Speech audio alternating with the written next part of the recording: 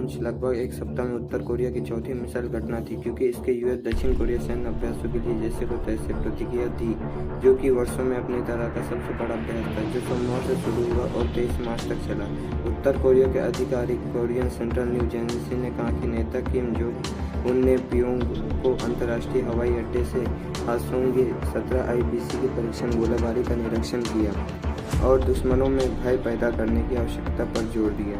जैसे उन्होंने खुली शत्रुता कहा, उत्तर में बड़े पैमाने में। उत्तर कोरिया ने शुक्रवार को कहा कि उसे न्यूनतम अंतर महाद्वीप बैलिस्टिक मिसाइल परीक्षण का उद्देश्य दक्षिण कोरिया के साथ संयुक्त अमेरिका सैन्य अभ्यासों पर कड़ी चेतावनी भेजना था। उन पर क्षेत्रों पर सबसे अस्थिर सुरक्षा वातावरण बनाने का आरोप लगाया। उत्तर कोरिया की राजधानी क्षेत्र से गुरुवार को परीक्षण दक्षिण कोरिया के राष्ट्रपति यून सुक यूल द्वारा जापानी प्रधानमंत्री फुमियो किशिदा के साथ शिखर सम्मेलन के लिए टोक्यो जाने से कुछ घंटे पहले बैठक में उत्तर कोरिया के परमाणु खतरों को सामने एक साथ ही अमेरिका सहयोग के साथ सुरक्षा सहयोग को मजबूत करने के लिए सियोल की तात्कालिकता को रेखांकित किया। अब चलते हैं दूसरी खबर पे। भारत ने गुरुवार को जोर देकर कहा कि काबुल में तालिबान शासन को मान्यता नहीं देने पर उसकी स्थिति में कोई बदलाव नहीं आया। यह टिप्पणी अफगान विदेश नीति निकाय द्वारा अधिकारियों को भारतीय तकनीकी और आर्थिक सहयोग ITESC के तहत एक ऑनलाइन कार्यक्रम में लेने के लिए कहने की खबरों के बीच आई है।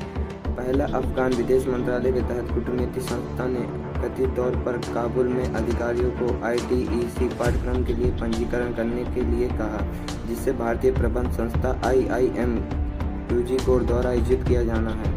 एक मीडिया ब्रीफिंग में विदेश मंत्रालय के प्रवक्ता अरिंदम बागची ने यह भी कहा कि भारतीय पक्ष किसी भी संस्था को कोई नोट कर वर्बल जारी नहीं करता जिससे नई दिल्ली द्वारा मान्यता प्राप्त नहीं है। ITEC कार्यक्रम के बारे में अधिकारियों को सूचित करने के लिए कूटनीतिक संस्था द्वारा जारी एक पन्ना में पाठ्यक्रम पर काबुल में भारतीय दूतावास के लिए मौखिक नोट का भी उल्लेख किया गया है।